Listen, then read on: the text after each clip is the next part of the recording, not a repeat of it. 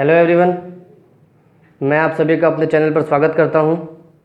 पिछले कुछ वीडियोस में हम लोगों ने अलग अलग सब्जेक्ट के ऑब्जेक्टिव डाले हैं। हिस्ट्री, ज्योग्राफी, हिंदी, केमिस्ट्री, अभी और भी वीडियोस आप लोगों को मिलते रहेंगे। आज इस वीडियो से मैं संस्कृत सब्जेक्ट की शुरुआत करने जा रहा हूँ। संस्कृत के चैप्टर 1 संस्कृत, जिस पुस्तक का नाम है आपका पीयूषम भाग 2।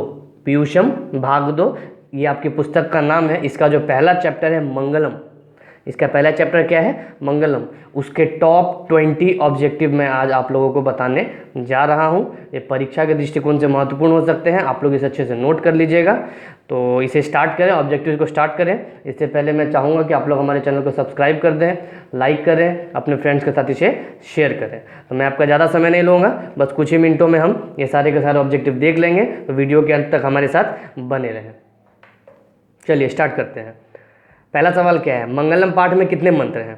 मंगलम पाठ में कितने मंत्र हैं? मंत्र या श्लोक भी आप कह सकते हैं। मंगलम पाठ में कितने मंत्र हैं? तो मंगलम पाठ में 5 मंत्र हैं। कितने मंत्र हैं? 1 का हो जाएगा सी। दूसरा प्रश्न, मंगलम पाठ के मंत्र कहाँ से संकलित हैं? मतलब है मंगलम पाठ के जो मंत्र हैं ये किस ग्रंथ से या किस पुस्तक से लिए गए हैं? तो ऑप्शन देख लेते हैं। वेद से, रामायण से, महाभारत से, उपनिषद से। तो ये सारे के सारे मंत्र जो है उपनिषद से लिए गए हैं। चलिए 2 का आंसर क्या हो जाएगा? डी।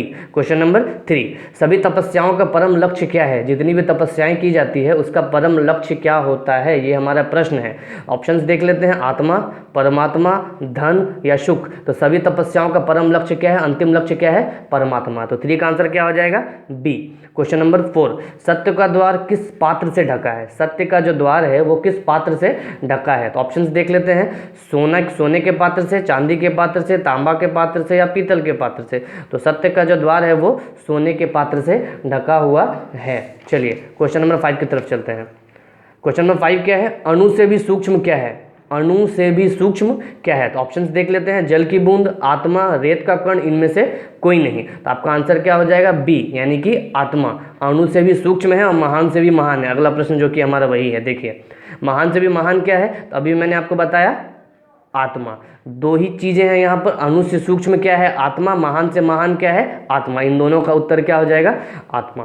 क्वेश्चन नंबर 7, किसकी जीत होती है? किसकी जीत होती है? मिथ्या की, सत्य की, बुद्धि की, बल की? तो हमेशा सत्य की जीत होती है। कहा भी गया है मुंडकोपनिषद में सत्यमेव जयते, इसलिए ये वहीं से लिया गया है। ये जो लाइन है, ये वाक्य है, ये वहीं से लिया गया है। किसकी जीत होती है? सत्य की जीत होती है। ठीक है, अगला प्रश्न हमारा उसी से संबंधित है। क्वेश्चन नंबर 8, सत्यमेव जयते किस उपनिषद से लिया गया है? ये जो वाक्य है, ये जो उक्ति है, ये किस उपनिषद से लिया गया है? तो ऑप्शंस देखिए। कठोपनिषद, ईशावास्य उपनिषद, मुंडकोपनिषद, श्वेत श्वेतारोपनिषद। तो ये जो है मुंडकोपनिषद से लिया गया है सत्यमेव जयते। ये प्रतियोगी परीक्षाओं में भी पूछे जाते हैं कभी कभी प्रश्न। देखिए अगला प्रश्न क्या है? क्वेश्चन नंबर 9, देव मार्ग का विस्तार कैसे होता है? बल से, सत्य से, बुद्धि से या छल से? तो देव मार्ग का विस्तार सत्य से होता है। देव मार्ग का विस्तार सत्य से होता है। क्वेश्चन नंबर 10, नदियाँ क्या छोड़कर समुद्र में समाहित हो जाती है? नदियाँ जो है किस चीज़ का त्याग कर, किसे छोड़कर समुद्र में समाहित हो जाती है? तो ऑप्शंस देख लीजिए आप। जल, स्थल, जीव या नाम। जल, स्थल, जीव या नाम। तो इसका उत्तर क्या हो जाएगा? अपने नाम को छोड़कर समुद्र में समाहित हो जाती है। ठीक है ना। क्वेश्चन नंबर 11 देखिए, यह संसार किसके द्वारा व्याप्त है? यह संसार किसके द्वारा व्याप्त है? तो ऑप्शंस देख लीजिए। परमात्मा के द्वारा, मानवों के द्वारा, दानवों के द्वारा या संपत्ति के द्वारा? तो ये जो संसार है ये परमात्मा के द्वारा व्याप्त है। 11 का आंसर हो जाएगा ए। क्वेश्चन नंबर 12, सभी जगह किसकी महिमा गाई जाती है? सभी जगह किसकी महिमा गाई जाती है? ए नंबर ऑप्शन क्या है? देखिए धनी व्यक्ति की, बी परमात्मा की, सी स्त्री की, डी देवों की। तो सभी जगह जो है परमात्मा की महिमा गाई जाती है। क्वेश्चन नंबर 13, मनुष्य के हृदय रूपी गुफा में क्या स्थित है? ऑप्शंस देख लेते हैं।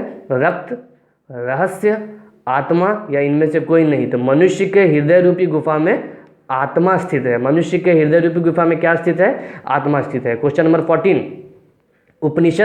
उपनिषद वैदिक वांग्मय के अंतिम भाग में किस शास्त्र के सिद्धांतों को प्रकट करते हैं? किस शास्त्र के सिद्धांतों को प्रकट करते हैं? तो ऑप्शन से देख लेते हैं, फिर समझ आएगा हमें। ए अर्थशास्त्र, बी राजनीति शास्त्र, सी धर्मशास्त्र, डी दर्शन शास्त्र। तो ये जो है दर्शन शास्त्र के सिद्धांतों को प्रकट करते हैं, 14 का डी। चलिए क्वेश्चन नंबर 15 की तरफ चलते हैं। सोने की तरह ज्योतिर्मय पात्र से किसका मुख ढका हुआ है? सोने की तरह ज्योतिर्मय पात्र से किसका मुख ढका हुआ है? सत्य का, असत्य का, देवों का या स्वर्ग का? तो किसका मुख ढका हुआ है? सत्य का। ए 15 का आंसर क्या हो जाएगा? ए। क्वेश्चन नंबर 16, हिरण्मयीन पात्रेन, ये श्लोक कंप्लीट करना है। हम लोग यहाँ पर सिर्फ सवाल देखने जा रहे हैं, इसलिए मैंने लिखा नहीं है पूरा। हिरण्मयीन पात्रेण दृष्टिये, यह मंत्र किस उपनिषद से लिया गया है? ये जो मंत्र है किस उपनिषद में दिया गया है? तो ऑप्शन से देख लेते हैं। कठोपनिषद, मुंडकोपनिषद, श्वेतारोपनिषद या ईशावास्य उपनिषद। तो ये जो है ईशावास्य उपनिषद में ये श्लोक दिया गया है, ये मंत्र दिया गया है। क्वेश्चन नंबर 17, अनोर, इसी प्रकार एक और श्लोक है, एक और मंत्र है, अनोरण्यान महतो डैश गुहायाम। यह मंत्र किस उपनिषद से लिया गया है? ये मंत्र किस उपनिषद से संकलित है? इसके ऑप्शन देख लेते हैं। कठोपनिषद, मुंडकोपनिषद, श्वेतारोपनिषद या ईशावास्य उपनिषद, या ईशावास्य उपनिषद। तो ये जो है कठोपनिषद से लिया गया है। 17 का आंसर क्या हो जाएगा? ए। क्वेश्चन नंबर 18 देखते हैं। उपनिषद का रचनाकार किन्हें माना जाता है? महर्षि वाल्मीकि को, महर्षि वेदव्यास को, जयदेव को या प्रभाकर को? तो उपनिषद का रचनाकार किसे माना जाता है? महर्षि वेदव्यास को माना जाता है। ठीक है, चलिए अगला प्रश्न। नदियां अपने नाम रूप को छोड़कर किस में समाहित हो जाती है? नदियां जो है अपने नाम रूप को छोड़कर किस में समाहित हो जाती है? नदी में, ईश्वर में, भूमि में या समुद्र में? तो ये समुद्र में समाहित हो जाती है। 19 का आंसर क्या हो जाएगा? डी। आप लोग इसे नोट कर लीजिएगा। क्वेश्चन नंबर 20, किम जयम न प्राप्नोति। कभी कभी संस्कृत में भी सवाल आते हैं, हालांकि ऐसे अधिकतर सवाल जो है हिंदी में ही आते हैं, संस्कृत के भी ऑब्जेक्टिव के, लेकिन कभी कभी 1 या 2 प्रश्न दे दिए जाते हैं, तो उन्हीं में से ये 1-2 प्रश्न है। किम जयम न प्राप्नोति, सत्यम, मिथ्या, जीव या इनमें से कोई नहीं? सबसे पहले आपको प्रश्न को समझना पड़ेगा। किम जयम न प्राप्नोति मतलब किसकी जीत नहीं होती है, कौन जीत को प्राप्त नहीं करता है? मिथ्या यानी कि झूठ। मिथ्या जो है कभी भी जीत प्राप्त नहीं करता है। तो ये थे आपके 20 top most important objective of chapter 1। ये चैप्टर 1 का आपका सबसे महत्वपूर्ण 20 सवाल थे, आप लोग इसे नोट कर लीजिएगा। अगले वीडियोज़ में मैं आपको ऐसे ही और ऑब्जेक्टिव, ऐसे ही और सब्जेक्ट्स के ऑब्जेक्टिव उपलब्ध कराता रहूँगा। तो हमारे साथ बने रहिए, हमारे वीडियोज़ को शेयर करते रहिए, अपने फ्रेंड्स के साथ लाइक कीजिए, सब्सक्राइब कीजिए। मिलते हैं फिर अगले वीडियो में। धन्यवाद।